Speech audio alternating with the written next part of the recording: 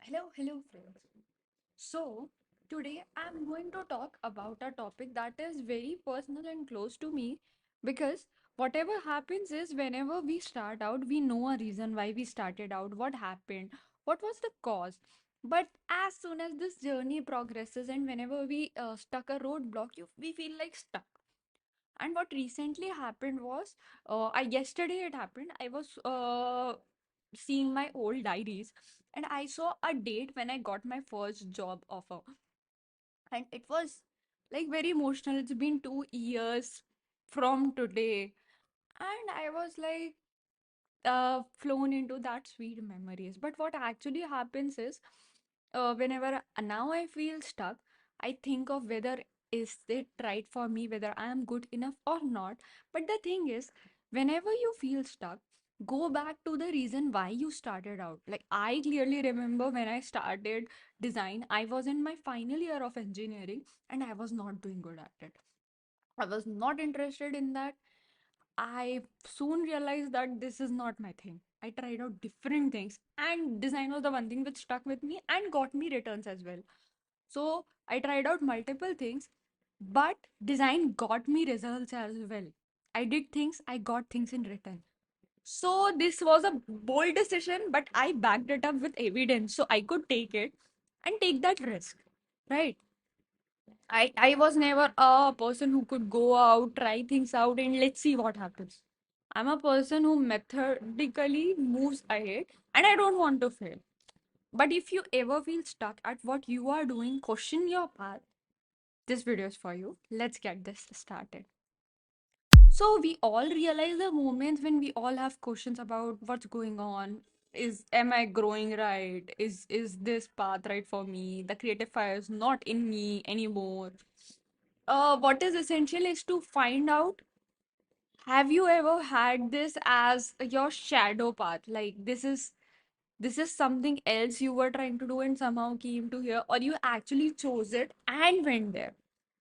In my case, design was the perfect blend for me because I was interested in technology but not coding. Yet I love art and I was a creative person and communication. I like talking to people, I like meeting new people, I like a discussion whenever it's on the plate. And design was the thing where it all amalgamated together, and it is fun for me. Like that was the initial reason, maybe why I stuck through that. So find out what yours is, and then you will know what is your roots. Now that you know what were those three things or what were your basic things, go back, try out one of those things. So whenever I feel stuck, what I do is to open a paper and in paper, draw something. See something, a still object, or there are trees in front of me. I open that, draw that. That's it. Because that makes me think better. Whenever I can think clearer and better, I have seen that I can translate all those through my designs as well. The day when I'm shaky, no, when I have not slept properly, my designs are bad. I think it is same with everyone. So go check those and connect your roots, because that is the cross pollination happening and it is going to make all the difference for you. I've transferred all those things and you might feel like this is not happening, Ria. I tried that out, but it's not working out. I tried out all the crazy things, or I still don't know what I should be doing. Why I started out might be aimless.